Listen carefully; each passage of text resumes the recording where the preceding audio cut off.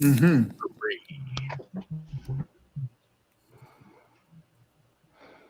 Hello, ladies and gentlemen, and welcome back to another exciting episode of Delusions of Grandeur, where we are going to go on about a birthday film for the birthday boy over here.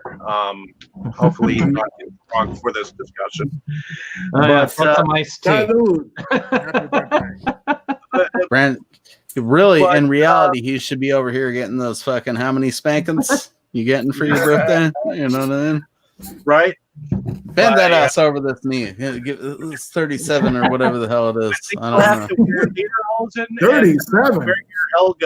I could be fine with 37. That'll be good. Yes, we can join the new club. We're always 37 from here on out. I'm fine with that. First, we have to get Mo looking more like this lady here. So, yeah. I'll do my best. Okay, maybe by the end of the night.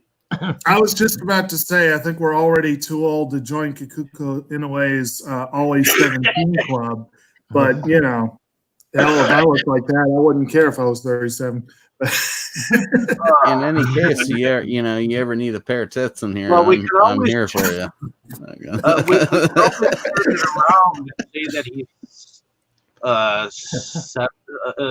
how old are you?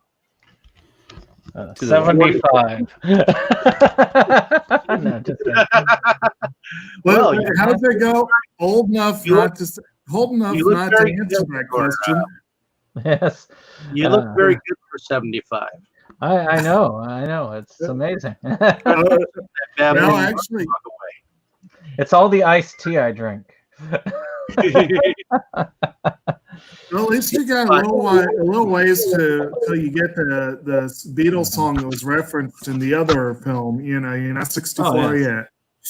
No, not 64. All right. So, Brandon, why don't you tell us a little bit about this film that we're going to be going on about?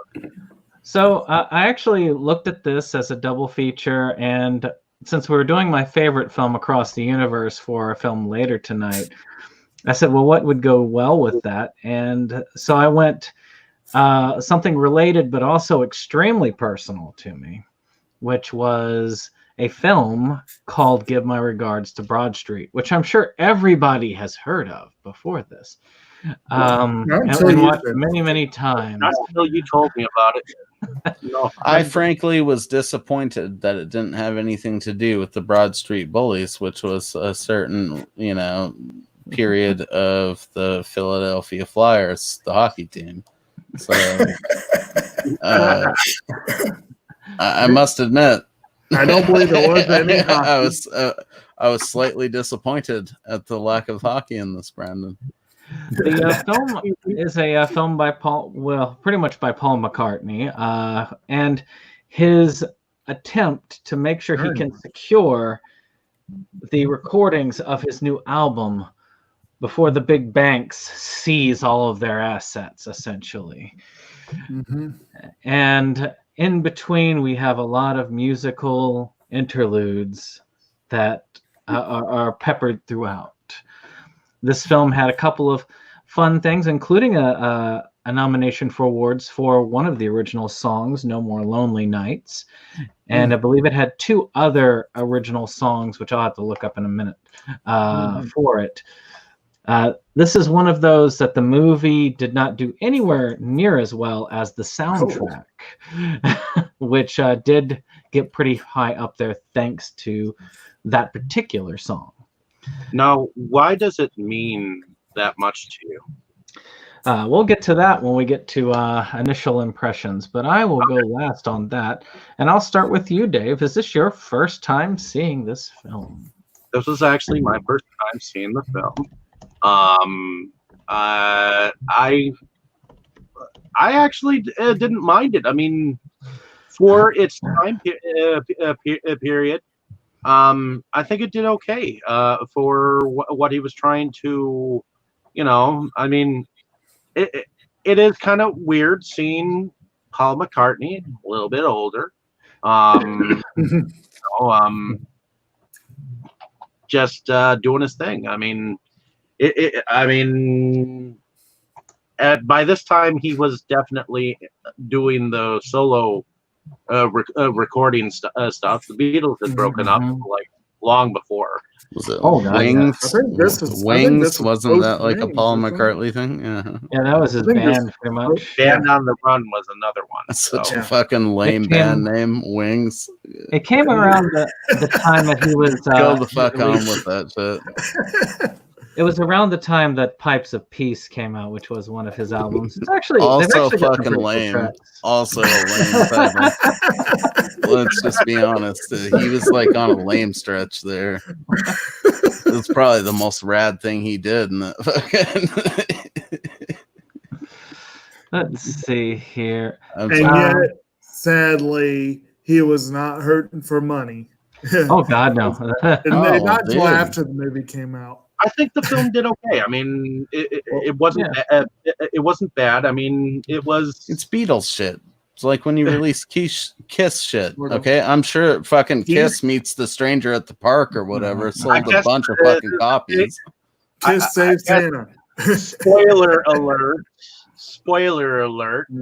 And there may be some The whole film started Oh, off. I feel so bad for saying this shit too. I'm not trying to like shit on your movie, Brandon. I just didn't like. I understand it. It actually, I can understand where people might not care for it. There are Honestly, didn't even watch it. I watched like the first like 10 minutes of it and fell asleep. I'm supposed to just be here for. I'm just watching the live comments, which haven't happened yet. I apologize. So, well, we already know your experience with it, then. Mo. I just love you, dude, and I wanted to be here for your birthday shit. So we'll move on to Jake. He'll then, be the hecklers from the Muppets, you know, as we do our production. He'll be There. It was short. It was. I loved it. So Jake, was this your first time seeing it? This was definitely a first time seeing it. And as we've discussed before the show, it's nowhere near as available as you would have us believe. Well, it was at one time. And it's my impression of it is that it is a wafer thin excuse of a plot that basically exists pretty much for McCartney and Ringo and their wives to basically dress up in period costumes, play lots of kick-ass music, and just generally have fun. And that's pretty much what it is. It's like the film has a great soundtrack. Is there a lot of that Beatles dialogue that you were like, like that fucking? There's a fair bit of oddball dialogue. What's that? It's not often you get to see McCartney go David Bowie on you. Oh yeah, that was pretty interesting. Oh, Bowie's a much better actor though. Isn't Ringo the one that talks all slow and he's like, hey, like I can't even do an impression. Ringo was great in that Ringo was actually good in this one. He has a very distinctive voice, that's for sure. Exactly. It sounds like that would be funny at least. I think he's over caricatured, if you will. And he also did some other. Actually, if you watch when Brandon releases it, what is it tonight? Maybe the new releases for the week. We talked about Kino is putting out a movie this week called "That'll Be the Day" that co-stars Ringo Starr, and it's not in any way a Beatles production. So I'm kind of curious about that one. I actually have a film that stars, I believe, Ringo Starr and Peter Sellers. It's the only movie that they were in together, and it's actually not too bad. While you look that up, Brandon looks like he has something he'd like to say down there. Yeah. Well, I do have a good first impression of this. I mean, my first impression was decent. Don't get me wrong, but you know, it wasn't boring. But I agree. It's more. I feel like it's more of an excuse to push an album than it really was a a full-on great film by any means. So don't get it twisted if I'm like saying that this is a great film. Now, my next discussion, Rosario Vampire, it's a different thing. movies. But this one, I mean, I'll admit there were times I was starting to check out myself during it because it was mainly just a loose plot line to connect a series of music videos, which was to me that's the best summary of the plot. There were some trippy music videos at times. There were, and to me, this does have a lot of sentimental value because my father loves this movie, especially the soundtrack, and it is a kick-ass soundtrack. I love the soundtrack. And when I was really small, it's actually one of the few things that we would bond over. We don't bond over much. These days are in the past, and between this one and the Mad Max soundtrack, those are two things. I mean, beyond Thunderdome, which we've discussed earlier, this is probably one of the most important soundtracks for my life as far as any type of relationship or positive feelings in family. So that's why it comes across as an important film for me. But again, that's why you go into sentimentality. Now, I still say, keeping the movie out of it, because I've only seen the movie a handful of times over the years, he had a beaten up VHS tape version of it. And it was very trippy. And I remember little snatches of it back then. I saw it once. I think I've seen it 3 times total in my life. Mainly I've spent time with the soundtrack. I would have been more okay with to say, okay, guys, let's listen to the soundtrack and let's talk about the soundtrack. Yeah, but unfortunately, this isn't Inside Soundtracks galore, Brandon. Okay. Yeah, I know. No, that would have been fucking rad, though. I get. So we have the movie to talk about in that way, and there are a lot of cool things about that. I mean, to me, the soundtrack, some of my favorite songs from those ages, including the Beatles, McCartney, Lennon, and Harrison and Ringo catalogs, which I've listened to all of their catalogs. I mean, Wanderlust is probably one of my favorite songs in all those catalogs. Yep. Dave? I was going to say that I didn't really see any songs that were relatively new for that time period on the No film. More Lonely Nights, essentially, was the one that was created for that film. So I guess that would be one thing that I would say about the film. I did like seeing the after I saw in the credits where the heck he was, but evidently one of the band members of Led Zeppelin ended up being the bassist.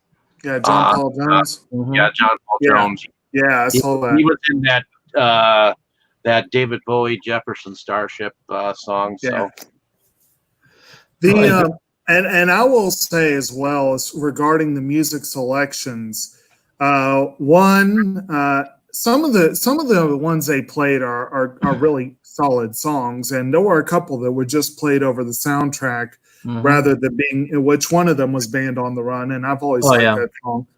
But one that I will give this movie props that is one of my minor gripes with Across the Universe is that Across the Universe, with all the Beatles songs they had to choose from, and they chose an interesting selection, they left out 2 of my 3 favorites.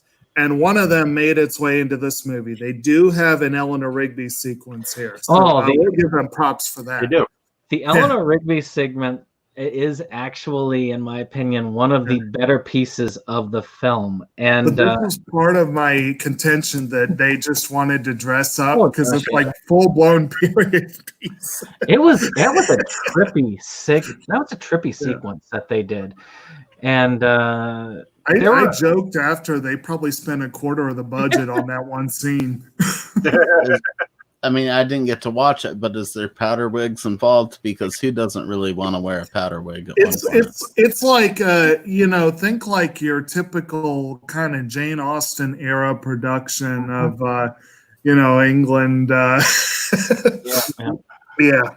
And I believe they. I feel like there was something particularly interesting with Ringo's getup, but I can't remember what it was. I don't know. Whatever. Sorry to interrupt. Just No, it's all right. Yeah. This one, I really don't consider them in as much plot points as sequences. Mhm. The overall plot, I will tell you, this is the first time I think I've actually been able to string the plot fully together. Well, the first time I was too young to really. My mind wasn't quite capable of taking a plot that's that thinly strung along and piecing it. Then later on, when I watched it in my teens, I kind of did, but I didn't really care because that really wasn't the point of the film, so it didn't bother me. This time, I was actually actively trying to follow the plot, going from where I was realizing, oh, these are all scenes of him imagining what was going on with this dude who is trying to carry the masters to this place and what could have possibly happened to him. And of course, the most amusing to me was the guy with the giant pickup truck that they wrecked as they go in, where he's like picking up the guy with just like one hand. Are you talking about Big Bulb? Yeah. Big Bulb was fun. Yeah, especially after that dude had ran into them with that metal ass bus. His truck. Of course, they didn't realize that until later, and he's like, "Holy shit!" And for those of you who probably haven't watched it or may never watch it, it's a harder film to track down than you would expect. It's basically he had taken a chance on this guy who had been in jail, and said, "Okay, you know what? You've got some experience. You're a good friend. I'm going to give you a shot at redemption here." And then he actually took these masters and went off with them so that they can get delivered. And then he just ups and disappears. So throughout this entire time, Paul McCartney is going through, I guess, his average day of making music in many, many different places around the city, but at the same time trying to hunt down this guy with the cassette. That was, like I said, very loose and kind of poor excuses. And the other aspect to it is that his production company or whatever has apparently gotten in deep with the bank, and the bank has given them a midnight deadline to find the tapes. And but you think that he would just cancel some of these things and just go straight out searching for it or send people to do it. Instead of just like, maybe I'll just stumble upon it throughout my day. And then eventually finds out that the guy had gone to find a bathroom and ended up locking himself in a shed the entire time. And the thing, if I get this right, it was all a dream. This whole fretting that he was going to take the shit because he woke up in the taxi towards the end there. And that's when he goes and finds the dude locked in the bathroom. So who wins the locking themselves in a fucking thing award for the night, though? That dude or Prudence? Well, she did that on purpose. Yeah, she did that on purpose. At least this guy was just incompetent. Yes, it was. So my thought is, and again, I have a love for this film, but only as a nostalgic love, and like I say, more of it for the soundtrack. But one thing you can say in its defense, which the whole idea of it being a dream does seem at a glance kind of like a cop-out, kind of like, why'd they do that? But on the other hand, it does kind of excuse the structure of the film, because it really does have this sort of freewheeling, almost free association form to it. And there are a lot of sequences that are a little trippy or dreamy. And so if the whole thing is a dream, then it kind of makes sense that, Well, and how many times are Paul McCartney and John Paul Jones on the same stage? Right. I think the only other time that they might have been on stage was for the Live Aid concert they had back in the 80s. So to me, that particular thing, and because my fiance is a Led Zeppelin fan, when I sat her down, we watched it together, and she wanted to figure out who the hell in Led Zeppelin was part of this. So, and another interesting thing is that Paul McCartney was pretty much around the same age I am now back in that film, which took place in the 80s, which I feel like was not that long ago, which apparently it was very long ago. I like how the guy who plays Big Bob goes by the name of Giant Haystacks. Interesting. Why don't we talk about he was in Quest for Fire. I didn't know that. Yeah. So Dave, what did you think of the overall plot itself? That whole like getting the Masters plot. Well, I guess for the sake of putting Ringo and the rest of the band together, at least as much as they could, Beatle-wise, to have themselves back together with their significant others in the same plot context. I thought it was okay. I mean, as far as a script, I mean, it wasn't a strong script because I wish there was more to it instead of just a concert for his and showcasing his music.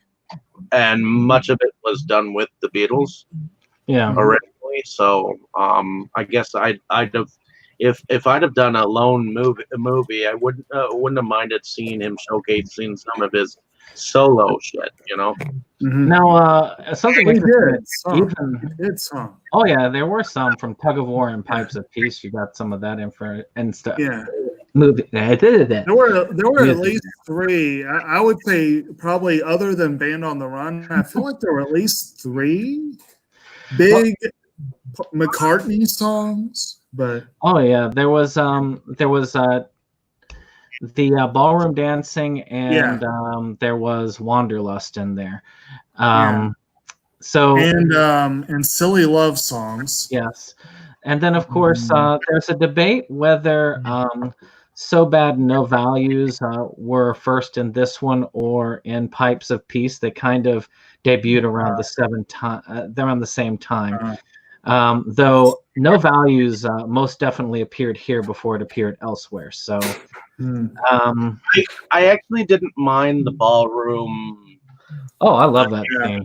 That was interesting. That was so elaborately structured. And the fact that they had that couple end up kind of ruining the song, but kind of was kind of different, I guess. I mean, he was filming a music video at that time, supposedly. And I guess you get to have a showcase of a double piano, where they were back to back, or connected like that, where they had one piano on one side and one piano on the other. And of course, that was the wife. Mm-hmm. Yeah. There's only two actual song sequences I remember. Song-wise, I remember the soundtrack pretty well, but from the movie up until this point, there's only two sequences I had remembered from the movie. The ballroom dancing one, because that's just so elaborate, you can't really forget it once you see it. And then the second one was the Eleanor Rigby one that they did, that extended take on that. That was, to me, that was an amazing one. Yeah, I kept thinking going back to the Yellow Submarine animation when I thought of that for some reason. Oh, that was trippy. So Mo, you were awake at least for that first part where he was speeding along in the car. Do you remember that? Where he was like driving like 1,000,000 miles an hour in a car that couldn't do that. I mean, I guess maybe somewhat. Fun. Honestly, dude, I put it on like at the worst time possible because I was exhausted from You work. got to at least remember the car. That was a weird ass car. He's got this oldish car with these flames on the side, and he's driving it at speeds that there's no way it could have possibly gotten to. That does sound vaguely familiar. It reminded me a little bit of like he's trying to make this meeting. He's out driving in the country. He's trying to make this meeting in just a few minutes. It reminded me of the scene in Pulp Fiction where the wolf's like, "That's 45 minutes away. I'll be there in 10." God, but it's 40 seconds later. I wish I had watched it, man. It sounds like an amazing movie. I did honestly start it. It's just as soon as I hit the couch, I was out. Yeah, we all get that. Another notable guest star in this one, of course, you have Tracey Ullman, who plays the girlfriend of the guy who's gone missing. And this was, I think, her first movie credit. And she, of course, is notable as the one whose show launched probably the longest running show currently on television, The Simpsons, which should just die now. But that started on the Tracey Ullman show. But so that's I thought that was interesting getting to see her in an early role. Yeah. And it was the Magic Christian that I have of John Ringo and Peter Sellers. Apparently, Peter Sellers played a rich man and he played a hobo, and they both went out to prove that anyone could be bought. Anyone could. Well, so clearly. Hit upon like the two main ones, the ballroom dancing and the Eleanor Rigby scene. There were a couple of others that were fully on music videos. One of them was Silly Love Songs, which that is a Paul McCartney song, or Wings song, I should say, from Speed of Sound. It was...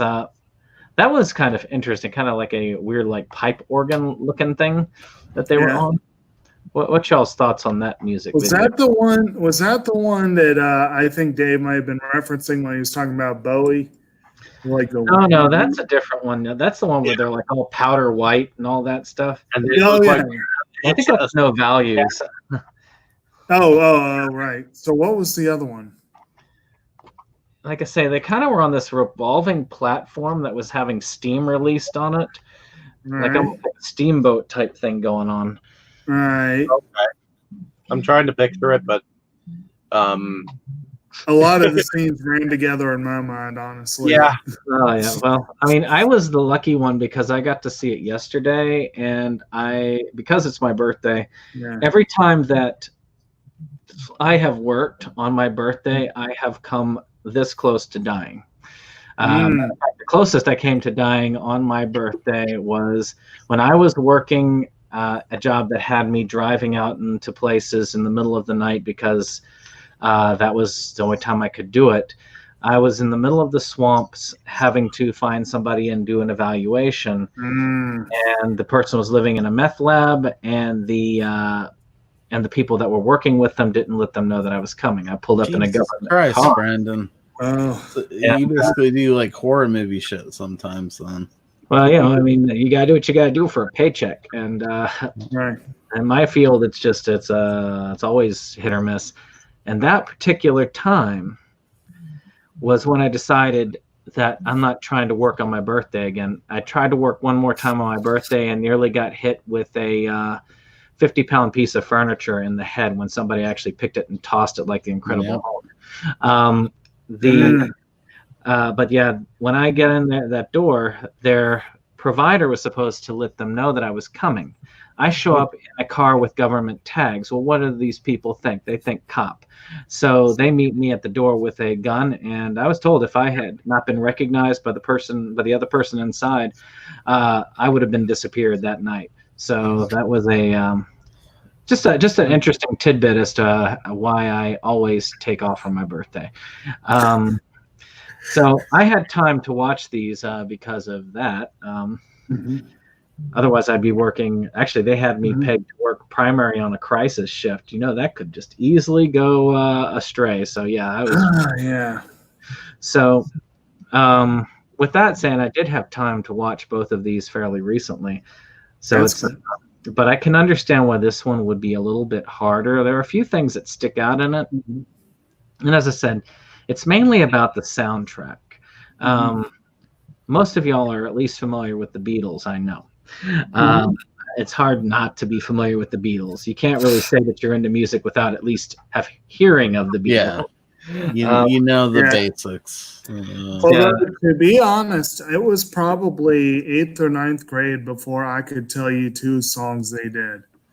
It's kind of sad, but I had been familiar with the Beatles since like the Beatles and Queen. Those were songs that were actually their songs were played for me while I was in the cradle. So they both kind of have a special place for me because they've just been part of my life since the beginning. Now, growing up, I knew I was very, very familiar with their putative rivals, the Beach Boys. My Beatles were Creedence Clearwater Revival, dude. CCR was my Creedence was good stuff. Although, again, growing up, not as much. That was. I didn't hear them until high school. Beach Boys, Linda Ronstadt, and John Denver. That was kind of my childhood musically. I see the bad rising. Yeah, CCR was like the first rock and roll I was probably ever. I remember there was a Disney special I watched as a kid that song was featured prominently, and it's always been a favorite of mine. My mom was big into like CCR, Steppenwolf, stuff like that.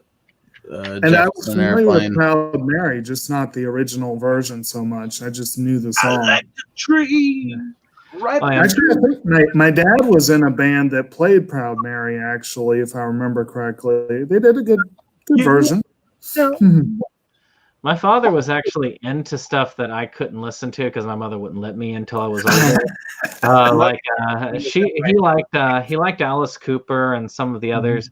He always thought it was funny that his mother had walked in on him listening to "I Love the Dead," which, if you're familiar with that particular song, it's a song about necrophilia, and it's at the chorus, and she's singing along with the chorus, not realizing what it is. That's amazing. Nice. I love that. So imagine this older woman just singing "I love the dead." So I meandered us off a little bit with music, but that's appropriate for this one. But I really do think this one is it's really all a testament to the music, and it's no doubt that the soundtrack outsold the movie because the soundtrack is much more valuable than the movie. The movie was a bomb. Yeah, I mean, I'm looking at IMDb. It cost $9 million to produce, and they made, according to IMDb, they made 13. They paid $1,393,000 was the total gross.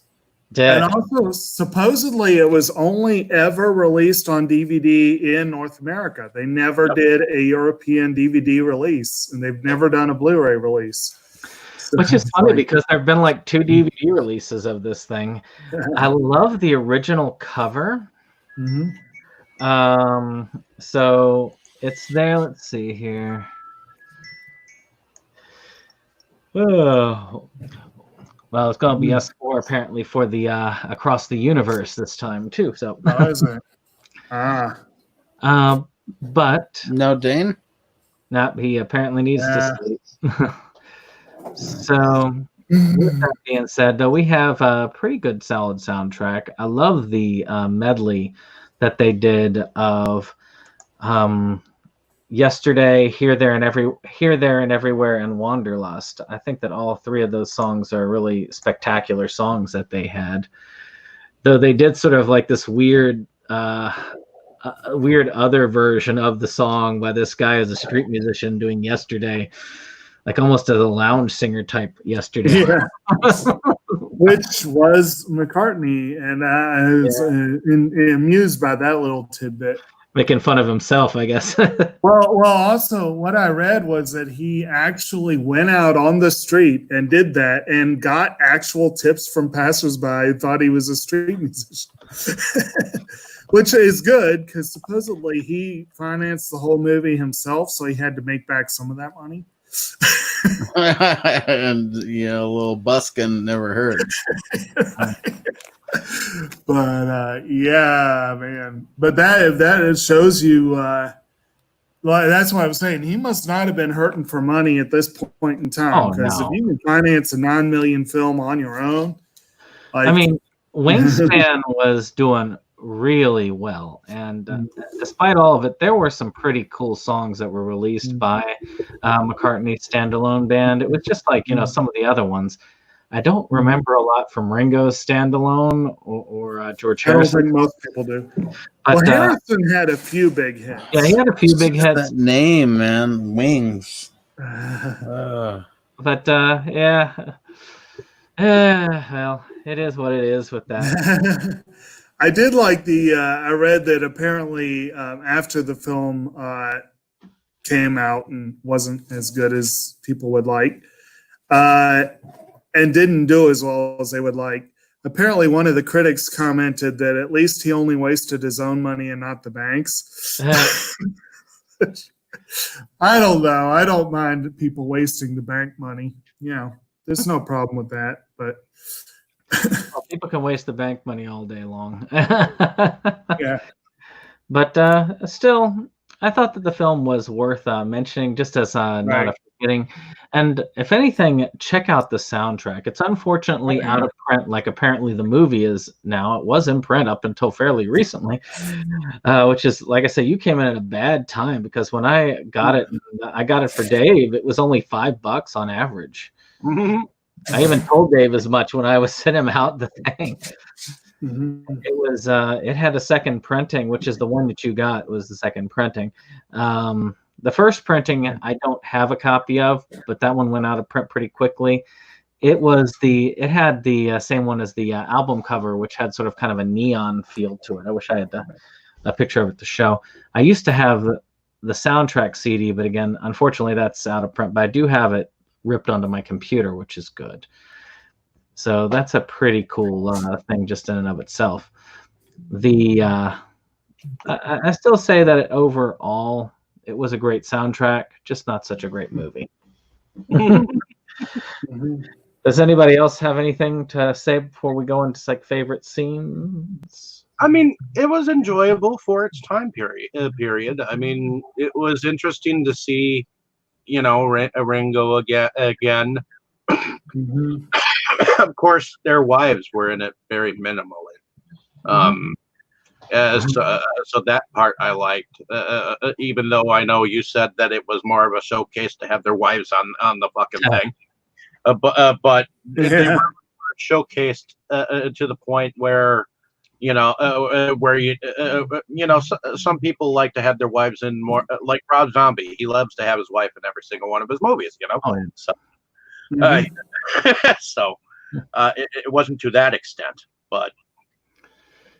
Yeah, that's one I also consider like House of a Thousand Corpses. I like the soundtrack more than I like the movie itself.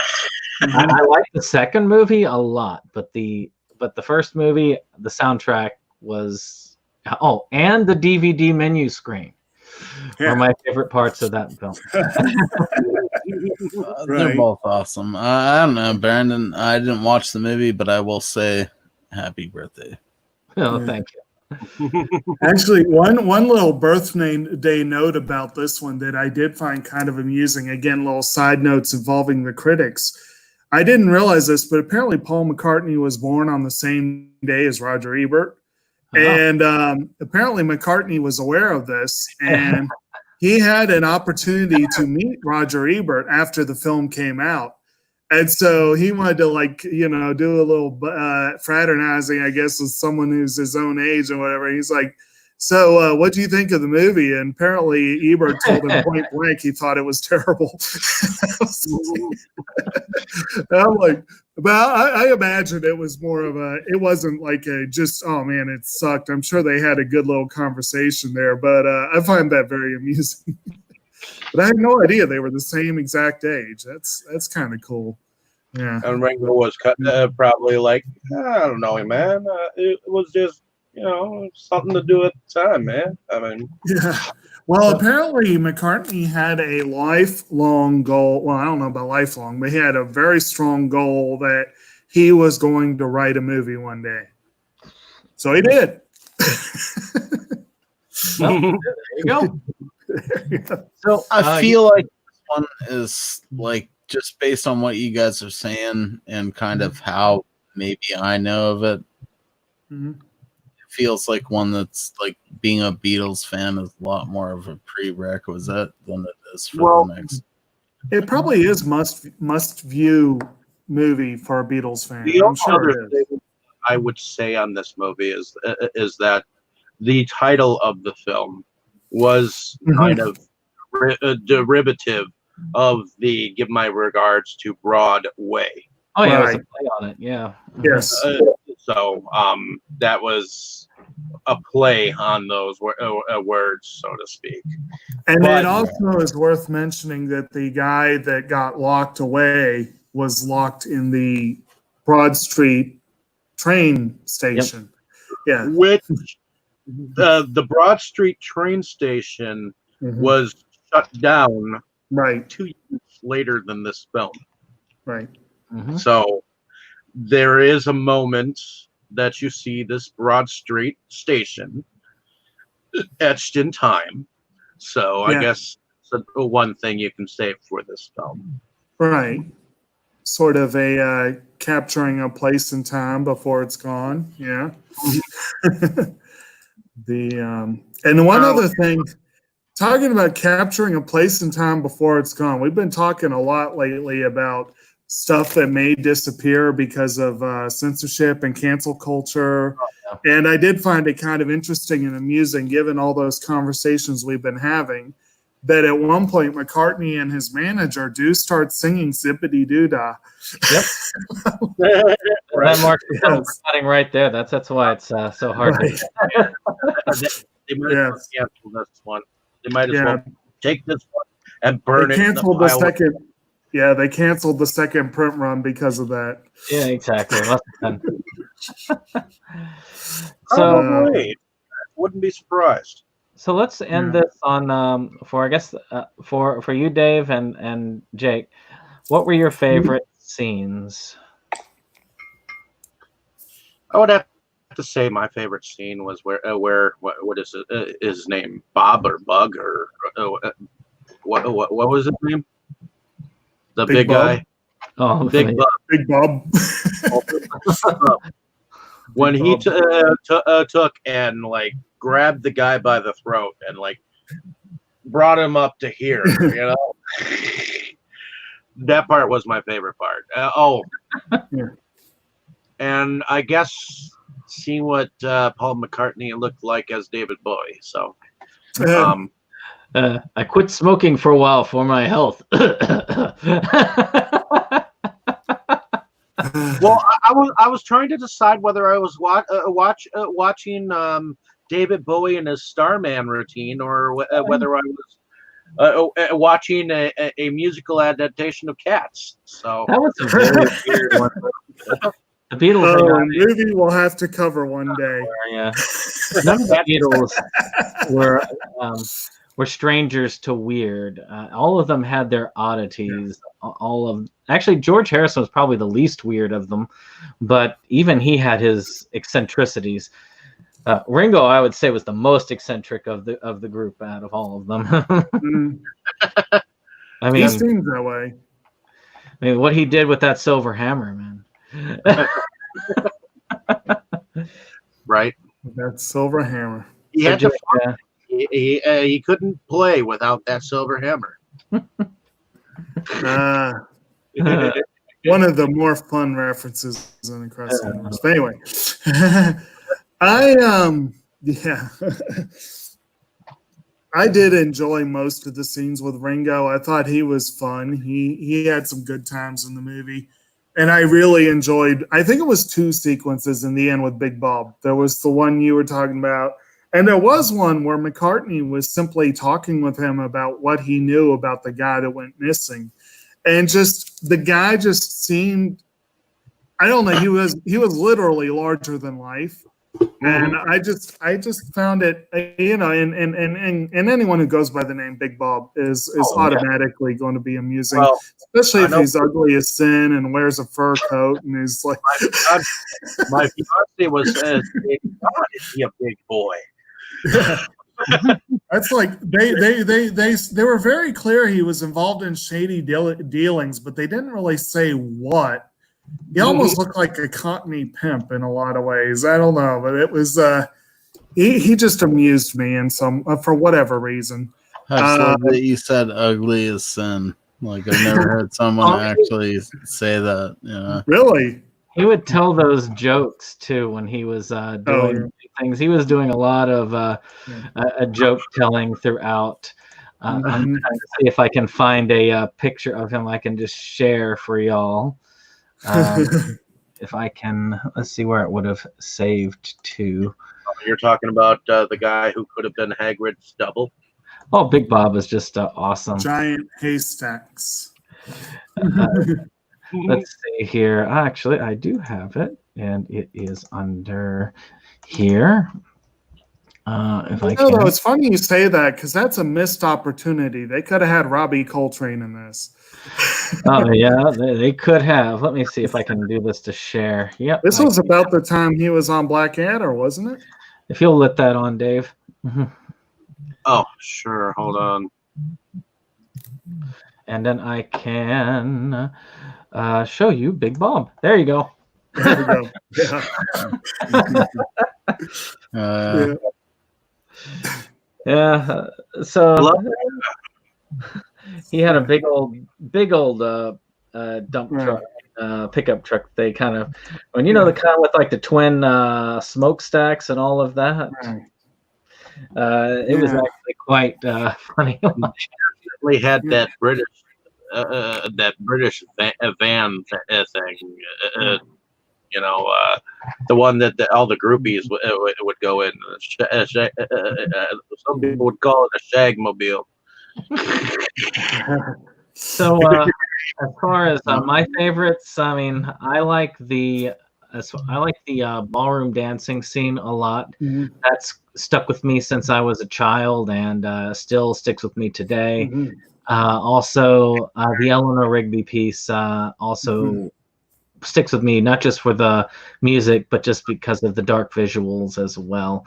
I thought that they did an excellent job with the choreography, with the makeup and the costume design.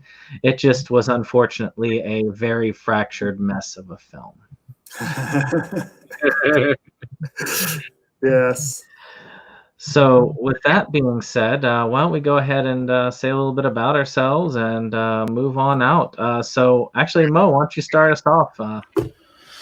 Well, I am a dude who does videos for Master Studios on occasion. Like, I release videos every now and again.